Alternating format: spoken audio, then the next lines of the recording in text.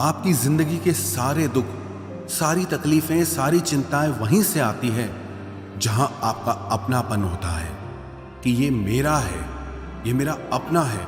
वहीं से आपकी जिंदगी में दुख आना शुरू हो जाते हैं। एक व्यक्ति के पास एक बहुत बड़ा महल था। उसने जिंदगी भर की सारी संपत्ति लगाकर उस महल को बनाया था। आसपास के शहरों के कई लोग उसके महल को देखने आते थे। कई बड़े बड़े सेठ उसके महल को खरीदने की कोशिश करते थे, पर वो महल उसका अहंकार था, उसकी जीने की वजह था। उसका उस महल में बहुत मोह था। एक दिन उसके महल में आग लग गई और वो कहीं बाजार गया हुआ था। जब वो घर लौट कर आया तो उसने देखा कि मेरा महल आग में जल रहा है। अपने घर को आग में जलता हुआ देखकर उसे इतना दुख हुआ। उसने कहा, अगर ये महल नहीं रहेगा तो मैं भी जिंदा नहीं रहूंगा। अगर मेरा महल ही जल रहा है तो मैं जी के क्या करूंगा।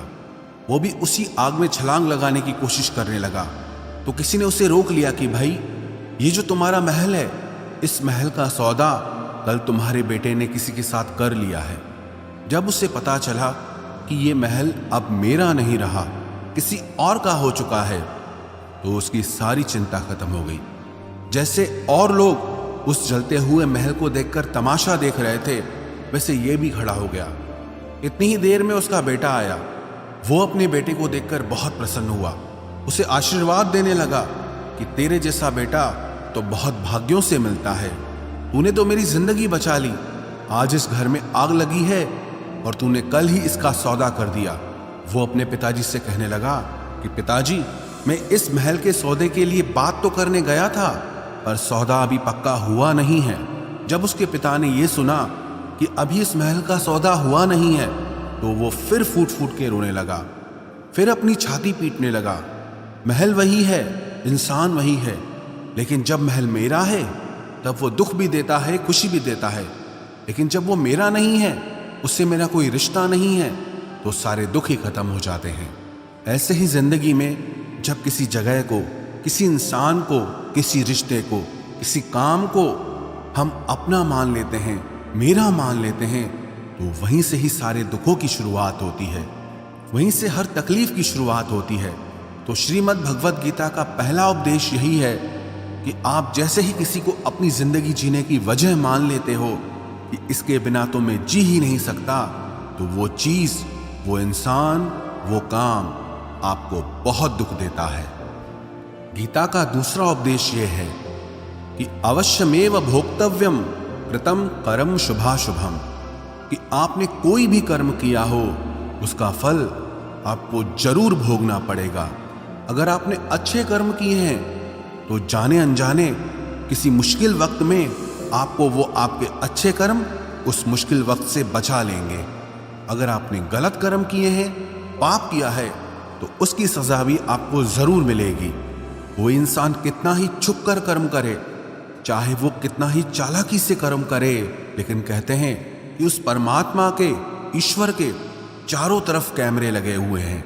हमारे एक एक कर्म पर वो प्रकृति, वो परमात्मा अपनी दृष्टि बनाए रखते हैं। हमारे एक एक कर्म का हिसाब होता है। एक गांव में दो मित्र रहते थे। उन दोनों ने विचार किया कि इस गांव में हम धन नहीं कमा पा रहे। वो दोनों धन कमाने के लिए शहर में चले गए। कुछ वर्ष वहां रहकर उन्होंने काफी धन कमाया।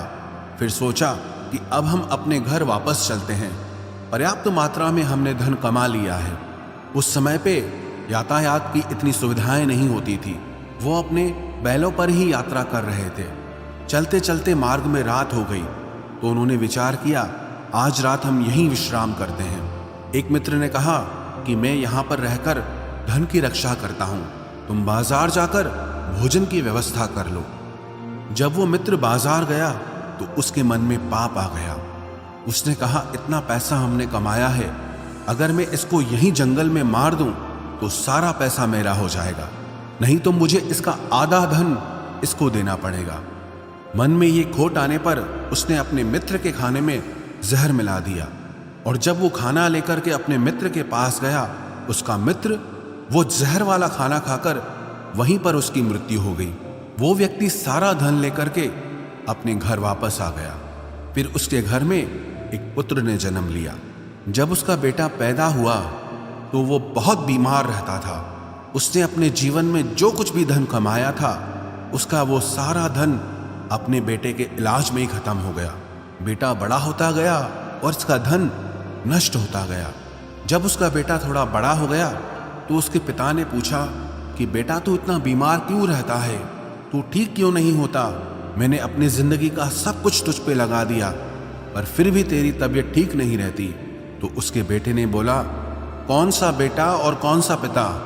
मैं तेरा वही मित्र हूं जिसको तूने जंगल में जहर दे के मार दिया था, लेकिन मैं अपना वही हिसाब पूरा करने के लिए तेरे पुत्र के रूप में तेरे घर में आया हूं। अब मेरा तेरा हिसाब बराबर और मेरा जीवन अब यही समाप्त होता है। तो गीता का उपदेश हमें यही सिखाता है, कोई अपने आप को कितना भी चालबाज समझता हो, होशियार समझता हो, लेकिन अगर उसने गलत कर्म किया है, चाहे आज नहीं तो कल उसे उसका फल भोगना ही पड़ेगा। कोई भी व्यक्ति अपने किए हुए कर्म से बिना उसको भोगे कभी छूट नहीं सकता। गीता का तीसरा उपदेश यह है कि आज में जियो, कल की चिंता करना छोड़ दो। जो भी व्यक्ति अपने बीते हुए कल या अपने आने वाले कल में खोया रहता है वो जिंदगी में कभी खुश नहीं रह सकता। आपको जिंदगी में खुशी सिर्फ और सिर्फ तब मिल सकती है जब आप वर्तमान में जी सके, आज के आनंद को जी सके। बीते हुए कल का और आने वाले कल का कोई वास्तविक अस्तित्व नहीं होता, वो सिर्फ आपकी बुद्धि और आपके विचारों में होता है। उसकी कोई वास्तविकता नहीं होती, उसे सिर्फ आप अपने मन के अंदर और बुद्धि के अंदर जीते हैं। लेकिन जिसे आप वास्तविकता में जीते हैं वो आपका आज होता है, वो आपका चल रहा पल होता है। अगर आप अपने मन और बुद्धि को अपने कल में अटका के रखेंगे, अपने भूतकाल और भविष्यकाल में अटका के रखेंगे, तो याद रखना आप कभी खुश नहीं रह पाएंगे। और अगर जिंदगी में खुश रहना चाहते हैं तो आज में और इसी पल में जीना सीखें। गीता का चौथा उपदेश यह है कि जो आपके साथ अधर्म करे, पाप करे, गलत करे, उसे दंड जरूर देना चाहिए। अगर आप उसे सहते हैं तो वो आपके साथ और गलत करता है। अगर आप उसे सहते हैं तो उसके पाप में आप भी भागीदार हो जाएंगे। अर्जुन श्री कृष्ण से कहने लगा कि जिनसे मैं युद्ध करने जा रहा हूं ये सब मेरे भाई हैं, मेरे गुरुजन हैं, मैं इनके सामने कैसे हथियार उठाऊं, इनको कैसे मारूं? तो भगवान श्री कृष्ण ने अर्जुन से कहा कि जिन्हें तू अपना मानता है वो सब अधर्मी हैं, वो पाप के पक्ष में खड़े हैं, और अगर तू इनका वध नहीं करेगा, युद्ध नहीं करेगा, तो समाज में और भी पाप बढ़ेगा। क्योंकि जब कोई ऐसे पापियों को नहीं रोकता है तो ये और भी ज्यादा पाप करते हैं। ऐसे ही जब आपके साथ कोई गलत करता है, आपको चोट पहुंचाता है, दुख पहुंचाता है, और आप वो चुपचाप सहते रहते हैं, तो उससे सामने वाले को बल मिलने लगता है, वो आपको कमजोर समझने लगता है और आपके साथ गलत करने को वो अपना हक समझने लगता है। लेकिन जब आप उसके गलत व्यवहार को, उसके अधर्म को रोक लेते हैं, उसका विरोध करते हैं, तब वो अपनी सीमा में रहना सीख जाता है। ये कलयुग है। अगर इस जमाने में आपको खुश रहना है तो आपको अपनी रक्षा खुद ही करनी होगी। कोई आपके साथ गलत करे तो उसको कभी नहीं सहना चाहिए, बल्कि उसका सामना करना चाहिए। गीता का पांचवा उपदेश यह है कि किसी से भी हद से ज्यादा मोह कभी मत करना। जिसमें भी आप सबसे ज्यादा मोह लगाओगे, देखना वो आपको जरूर रुलाएगा। मोह के वजह से ही आप किसी के पीछे मरते रहते हैं। मोह के वजह से ही आपको कई बार अपना अपमान भी सहना पड़ता है, और कई लोगों को मोह की वजह से ही अपना अपमान दिखता तक भी नहीं है कि सामने वाला मेरी इज्जत तक नहीं कर रहा और मैं उसके पीछे मर रहा हूं। मोह आपकी आंखों पे ऐसी पट्टी लगा देता है कि आपको सच और झूठ दिखाई ही नहीं देता, आपको किसी इंसान का चेहरा दिखाई ही नहीं देता। आप जो देखते हैं, जो सुनते हैं, उसी पर यकीन कर लेते हैं, फिर चाहे आपको कितना ही दर्द मिल रहा हो। अगर आप किसी इंसान को ठीक से समझना चाहते हैं, किसी की सच्चाई जानना चाहते हैं, तो उसके लिए ये बहुत जरूरी है कि आप उसके मोह से जल्दी बाहर आ जाएं। वास्तविकता में रिश्ते दुख नहीं देते, आपका मोह आपको दुख देता है। जिस दिन मोह खत्म, उस दिन आपको किसी भी रिश्ते से कोई दुख नहीं मिल सकता, क्योंकि आपको फिर कोई फर्क ही नहीं पड़ेगा। गीता का छठा उपदेश यह है कि आप वो मत करो जो सब करते हैं, बल्कि वो करो जो आपके लिए सही है। स्वधर्मम निधनम श्रेय परधर्मो भयावह। श्री कृष्ण ने अर्जुन से कहा कि जो तेरा कर्तव्य है, जो तेरे लिए सही है, जो तुझे करना चाहिए, तू वो कर। तू कभी भी वो काम मत कर जो दुनिया कर रही है, क्योंकि अर्जुन श्री कृष्ण से कहने लगा कि ऐसे भयंकर युद्ध में पड़ने से अच्छा है कि मैं सन्यासी बन जाऊं। तो श्री कृष्ण ने अर्जुन से कहा कि सन्यासी बनना तेरा कर्म नहीं है, तेरा धर्म नहीं है, तू क्षत्रिय है।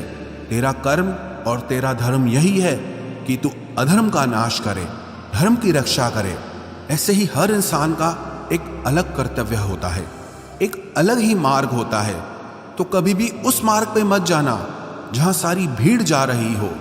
कभी भी वो काम मत करो जो दुनिया करती है, कि आजकल ये ट्रेंड हो गया है, ये फैशन हो गया है, सब करते हैं इसलिए हम भी कर रहे हैं। सारी भीड़ यही काम कर रही है इसलिए हम भी यही कर रहे हैं। अगर आप वो करोगे जो भीड़ कर रही है तो आप भी उसी भीड़ में कहीं खो जाओगे। लेकिन अगर आप वो करोगे जो आपके लिए सही है, जो आपकी प्रतिभा है, तो दुनिया की सारी भीड़ में भी आप सबसे अलग नजर आओगे। गीता का सातवां उपदेश यह है कि जिंदगी में धोखा अपने ही देते हैं, क्योंकि उनको आपकी कमजोरियों का पता होता है। बाहर वाला आपको धोखा नहीं दे सकता, क्योंकि उसको आपके बारे में पता ही नहीं है कि आपको चोट कहां पहुंचती है।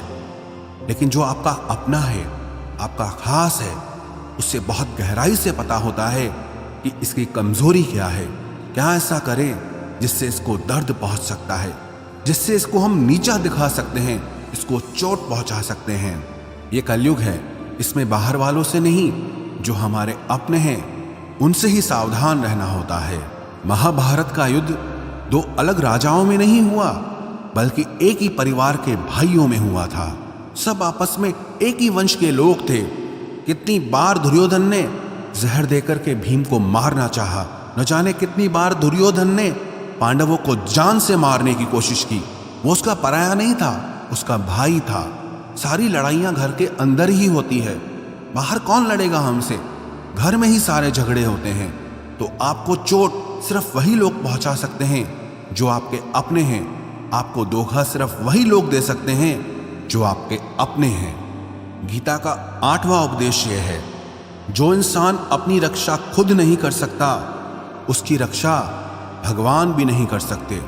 श्री कृष्ण ने अर्जुन से कहा, तस्मात् सर्वेषु कालेषु माम अनुस्मर युध्य च, कि हे अर्जुन, तू हर काल में मेरा स्मरण करते रहना और युद्ध भी करते रहना।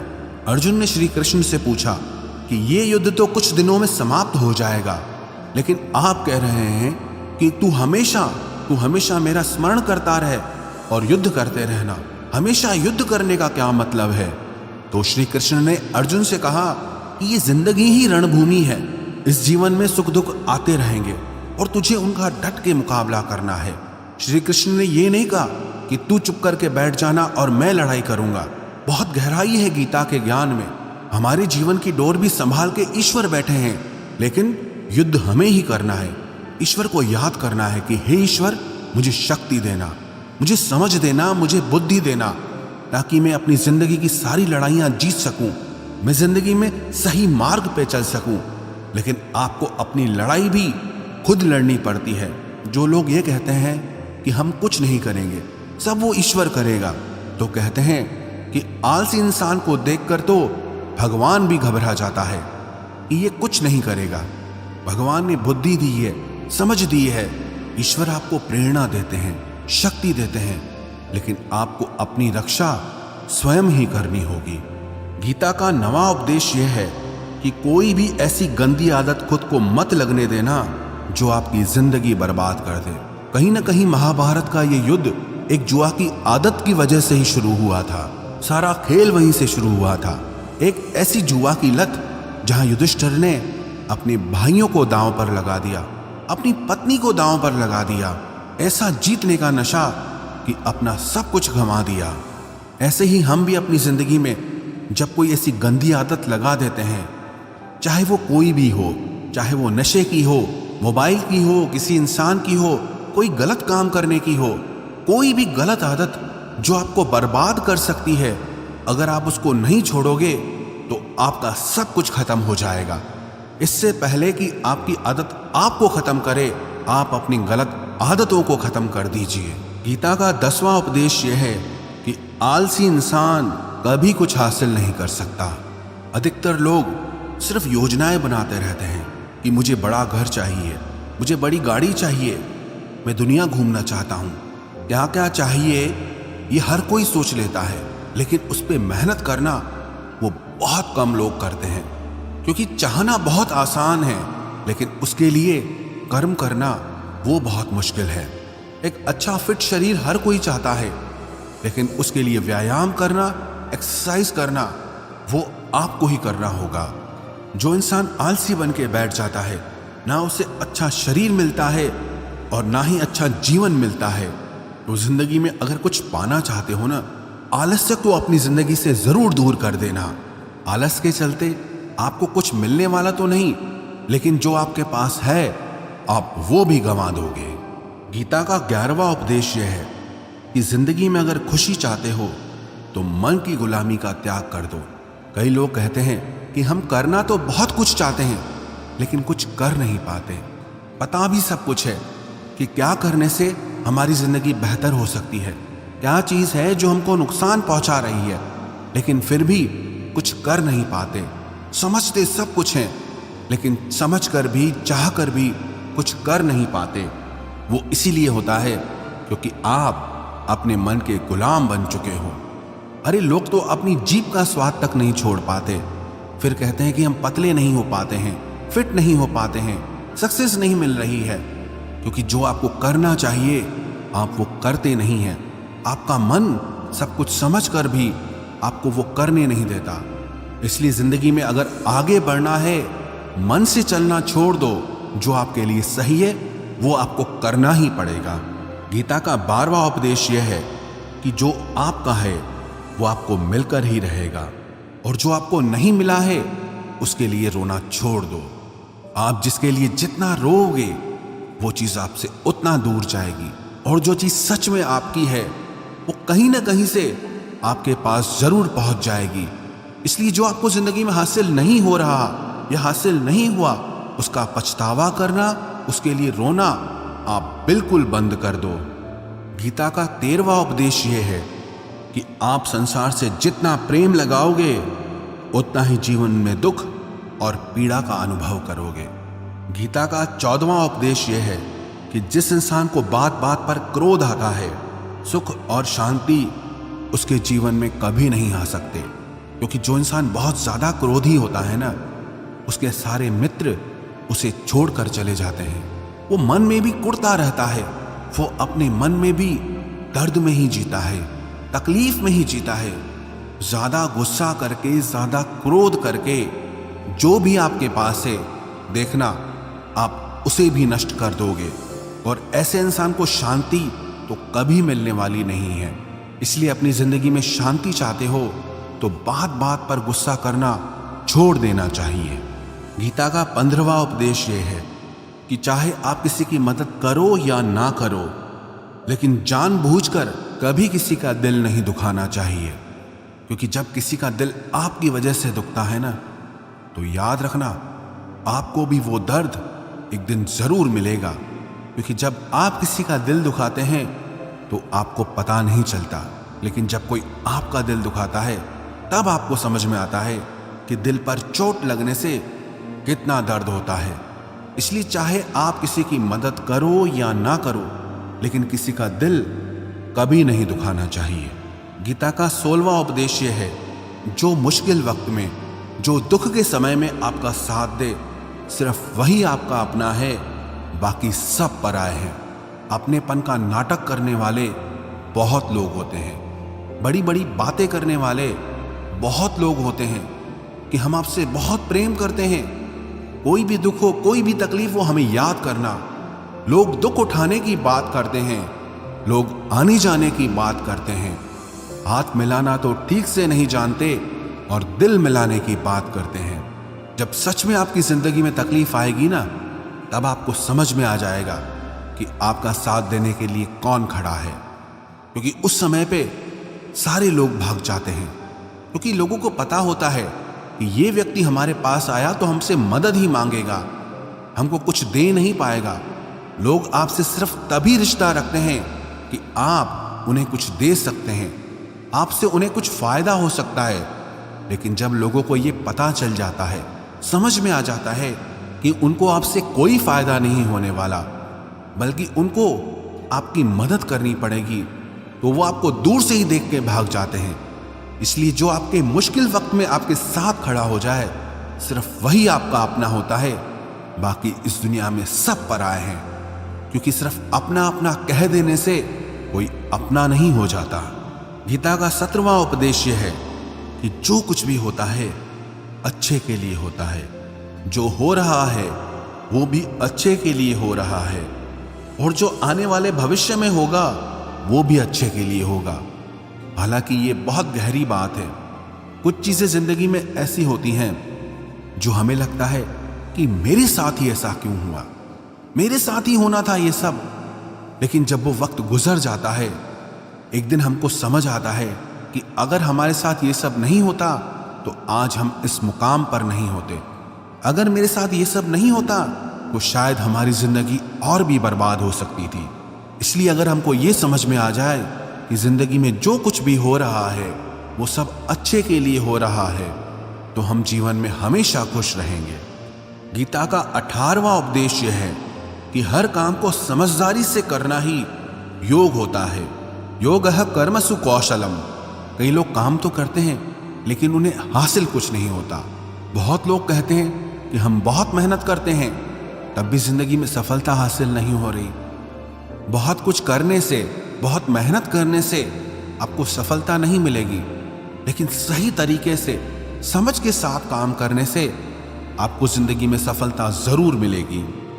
गीता का 19वां उपदेश यह है कि कभी भी किसी भी चीज की अति नहीं करनी चाहिए। कोई भी चीज हद से ज्यादा मत करना। किसी से प्रेम भी हद से ज्यादा मत करना। किसी से नफरत भी हद से ज्यादा मत करना।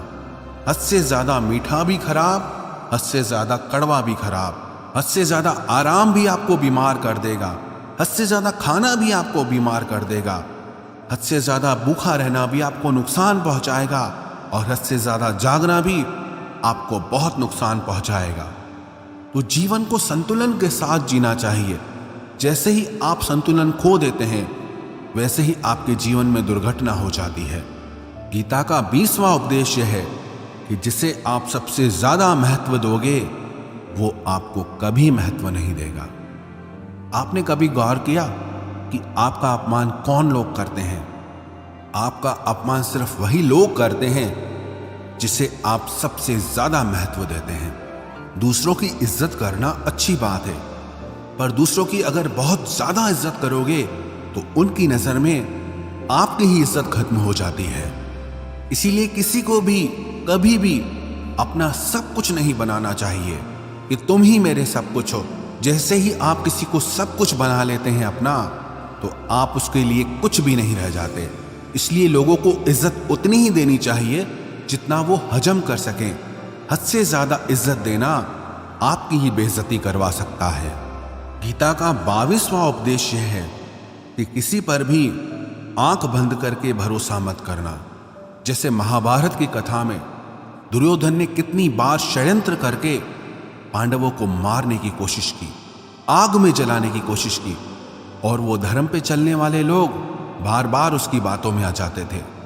ये बात और है कि ईश्वर उनकी रक्षा कर रहे थे, पर जिसे वो अपना भाई समझ रहे थे, जिसे वो अपना सगा समझ रहे थे, जिस पे वो भरोसा कर रहे थे, वही उनकी मृत्यु करवाना चाहता था। इसीलिए भरोसा करते समय अपनी आंखें जरूर खुली रखना। गीता का 23वां उपदेश है, जिसके साथ सत्य और ईश्वर की शक्ति है, चाहे सारी दुनिया उसके खिलाफ हो जाए, लेकिन अंत में जीत उसी की होती है। श्रीमद् भगवत गीता में 18 अध्याय हैं, 700 श्लोक हैं। गीता का आखिरी श्लोक है, यत्र योगेश्वरः कृष्णो यत्र पार्थो धनुर्धर तत्र श्रीर विजयोर्भूतिर ध्रुवानी तिर्मतिर्मम। धृतराष्ट्र बार बार संजय से पूछता था कि बताओ युद्ध में कौन जीत रहा है, कौन हार रहा है, क्योंकि उसे विश्वास था कि महापराक्रमी भीष्म पितामह मेरे पक्ष में हैं, गुरु द्रोणाचार्य वो मेरे पक्ष में हैं, कर्ण मेरे पक्ष में हैं, तो हमें कौन हरा सकता है। लेकिन संजय ने धृतराष्ट्र से कहा कि जहां पर ईश्वर है, जहां पर सत्य है, हमेशा वही जीतता है। चाहे आपके पास कितनी भी शक्ति क्यों ना हो, लेकिन सत्य और ईश्वर जिसके साथ खड़े हो जाएं, उसे दुनिया में कोई भी नहीं हरा सकता। गीता का 24वां उपदेश है कि जीवन में लड़ाई झगड़े से बचना चाहिए, लेकिन जब बात आपके चरित्र, सम्मान और अधिकार की हो तो लड़ना भी चाहिए। अर्जुन भी महाभारत का युद्ध करना नहीं चाहता था, क्योंकि सामने उसके अपने खड़े थे, लेकिन श्री कृष्ण ने उसे उपदेश दिया कि यहां पर बात लड़ाई की नहीं है, तेरे सम्मान की है, तेरे चरित्र की है, तेरे अधिकार की है। जो द्रौपदी के साथ कौरवों ने भरी सभा में अपमान किया, उसे नग्न करने की कोशिश की, इतना बड़ा अधर्म किया, वो तुम्हें कभी नहीं सहना चाहिए। इसलिए बात जब आपके चरित्र पे आ जाए, आपके सम्मान पे आ जाए, तो चाहे वो अपना ही क्यों ना हो, आपको उसके साथ जरूर लड़ना चाहिए। गीता का 25वां उपदेश यह है, चाहे कितना भी बुरा वक्त आ जाए, लेकिन जो इंसान जिंदगी में हिम्मत नहीं हारता, वो सब कुछ हासिल कर सकता है। जब पांडव लोग जुए में सब कुछ हार गए, उनको 12 साल के लिए वनवास मिला और 1 साल के लिए अज्ञातवास मिला। वो भिक्षा करके अपनी जिंदगी को पालते थे, जंगलों में भटकते रहते थे, भयानक जानवरों के बीच, लेकिन इतना मुश्किल वक्त झेलने के बाद भी आखिरी में विजय उन्हीं की हुई, क्योंकि उन्होंने अपने अंदर में कभी हिम्मत नहीं खोई थी। ऐसे ही आपकी जिंदगी में कितना ही मुश्किल वक्त क्यों ना आ जाए, लेकिन आपके अंदर अगर हिम्मत है तो जीत आपकी ही होगी। गीता का 26वां उपदेश यह है कि जो किसी और का है उस पर कभी अधिकार मत जमाना, कभी कब्जा मत जमाना। जब शकुनी ने षड्यंत्र करके पांडवों को हस्तिनापुर से अलग करवा दिया, एक खांडव प्रस्थ का राज्य दे दिया, जहां की भूमि भी बंजर थी, जहां कुछ नहीं हो सकता था, लेकिन पांडवों ने उस शहर को इतना सुंदर बनाया, इतना वैभवशाली बनाया कि हस्तिनापुर भी उसके आगे फीका लगने लगा। और उनके उस वैभव को देख के, सुख को देख के दुर्योधन अंदर ही अंदर जलता था। उसने कई बेईमानियां करके, षड्यंत्र करके उनका वो खांडव प्रस्थ भी उनसे छीन लिया। जो चीज उसकी नहीं थी उस पर कब्जा किया। तो उसका आखिर में परिणाम यही हुआ कि जो चीज उसके पास थी वो भी उसके पास नहीं रही। इसलिए जो आपका नहीं है कभी उस पर अधिकार नहीं जमाना चाहिए। गीता का 27वां उपदेश यह है कि वही इंसान जिंदगी में सफल माना जाएगा जो अंदर से हमेशा खुश रहता है। बाहर से तो सब खुश दिखाई देते हैं, लेकिन अंदर से इंसान अशांति से भरा रहता है।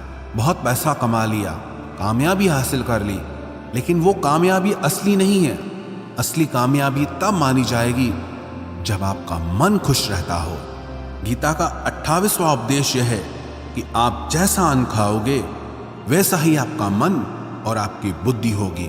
आप वैसा ही कर्म करोगे, वैसा ही आचरण करोगे। सात्विक अन्न खाओगे तो आपका मन भी सात्विक होगा, सात्विक व्यवहार भी करोगे, सोच भी आपकी अच्छी होगी। तमोगुणी और रजोगुणी आहार करोगे तो आपकी बुद्धि भी वैसी होगी, आप काम भी वैसे करोगे। श्री कृष्ण ने भगवत गीता में सात्विक, राजसी और तामसी इन